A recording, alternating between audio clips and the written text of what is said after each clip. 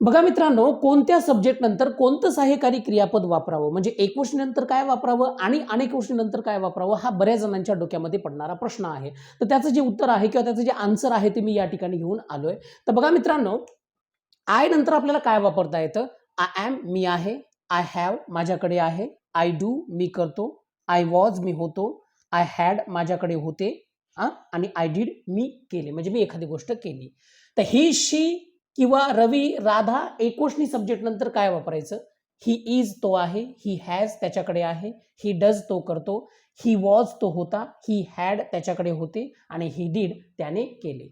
अनेक गोष्टी सब्जेक्ट जर येत असतील, जसं की पहा we, you, they, boys, people यांच्यानंतर तुम्ही ही सहाय्यकारी क्रियापदे वापरू शकता. यातलं एक घेतलंय आपण वी आर आम्ही आहोत, वी हॅव आमच्याकडे आहे, वी डू आम्ही करतो, वी वेअर आम्ही होतो, वी हॅड आमच्याकडे होते, वी डीड आम्ही केले किंवा आम्ही एखादी गोष्ट केली. तर याप्रमाणे मित्रांनो तुम्ही एकवचनी तसेच अनेकवचनी आणि आय नंतर ही सहाय्यकारी क्रियापदे वापरू शकता.